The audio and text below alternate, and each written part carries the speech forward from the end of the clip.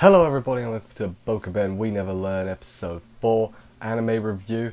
This episode had like 3 skits, each dedicated to one of the characters, which, that makes sense. That's how skits should work in these character-based shows. One of the main girls. So we'll start at the beginning as always.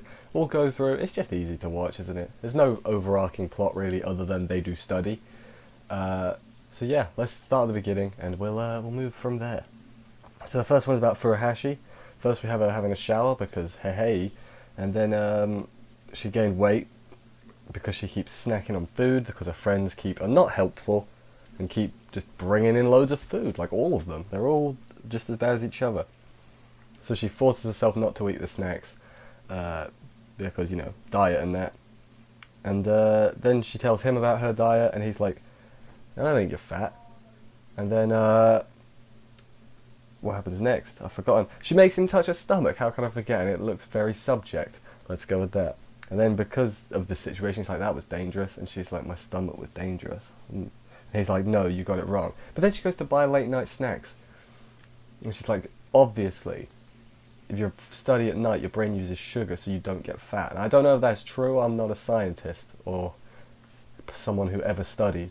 So you should study, kids. Pass your exams. Then it just like kind of cuts and it's like, hey, her weight got back to normal after we agreed that she could have noodles at night or something. I'm like, okay, I guess that's fine. Fine end to this little segment. I'm like, okay, whatever. Second segment is Ogata, who is confronted by the Chem Club president, whose name I did write down somewhere, Sekijo, who is like her self-proclaimed rival, and is like, you can't leave because I have to beat you or something. And she thinks that Ogata is switching to a different subject because of him, because she thinks she loves him. But she's like, no, you're wrong. And then she goes to watch them when they're studying in the restaurant. And she tries to like bait a reaction out of Ogata by asking him intrusive questions and flirting. And of course he gets the wrong idea. He's like, I'm popular now. But then Ogata throws them out of the restaurant because they're being too loud, and then off screen he tells her, no, I'm just the tutor. And she's like, oh, okay, so it was all her idea to swap. Okay, that's cool. But then when Ogata comes out, she goes all blushy when she gets head patted, and she's like, oh, so she does like him after all, but it's a separate thing.